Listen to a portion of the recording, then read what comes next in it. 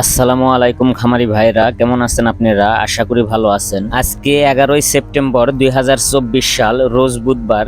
আজকে সোনালী ও ব্রয়লার মুরগির বাচ্চার রেট আপনাদেরকে জানিয়ে দিব। যারা প্রতিনিয়ত মুরগির বাচ্চার রেট সবার আগে পেতে চান, অবশ্যই আমার চ্যানেল সাবস্ক্রাইব করে বেল আইকন অন করে রাখবেন। আর যারা সাবস্ক্রাইব করেছেন তাদেরকে অসংখ্য ধন্যবাদ।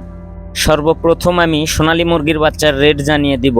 সোনালী নরমাল 22 টাকা, সোনালী ক্লাসিক 24 টাকা, সোনালী হাইব্রিড 28 টাকা, সোনালী সুপার হাইব্রিড 30 থেকে 31 টাকা।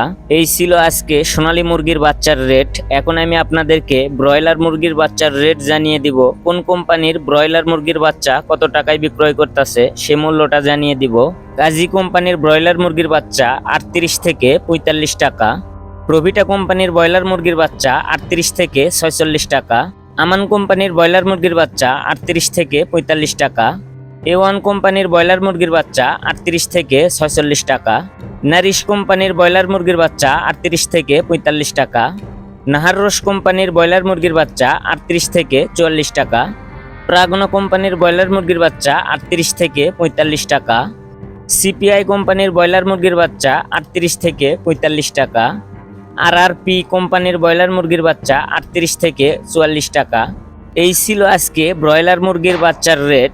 আপনি কত টাকা করে ব্রয়লার মুরগির বাচ্চাটা নিয়েছেন অবশ্যই কমেন্টে জানাবেন। বিশেষ করে যে সকল খামারি এই সময় বাচ্চা নিতেছেন, বর্তমানে প্রচুর গরম পড়তেছে, এই সময় খামারে বাচ্চা নিয়ে আসলে 100% ব্রোডিং ব্যবস্থাপনা ঠিক রাখতে হবে। সকল খামারি জানেন ব্রোডিংয়ে বাচ্চা আলোর হিট দিতে হয়। এই গরমের সময় অবশ্যই লক্ষ্য রাখবেন, বেশি পরিমাণ হিট বাচ্চাকে দিলে বাচ্চার ব্রোডিং নিউমোনিয়া হওয়ার সম্ভাবনা বেশি থাকে। আর একবার যদি বাচ্চার ব্রোডিং নিউমোনিয়া হয়ে যায়, সে বাচ্চা বড় হওয়া পর্যন্ত অসুখ বিসুখ লেগেই থাকবে, বডি ওয়েট ভালো আসবে না, মর্টালিটি বেশি হবে। মুরগি পালনে মুরগির বাচ্চা ব্রোডিং ব্যবস্থাপনায় সবচাইতে গুরুত্বপূর্ণ। আশা করি আমার কথাগুলো সবাই বুঝতে পারছেন। ভিডিওটি ভালো লাগলে আমার চ্যানেল সাবস্ক্রাইব করে বেল আইকন অন করে রাখবেন। আর যারা সাবস্ক্রাইব করেছেন তাদেরকে অসংখ্য ধন্যবাদ।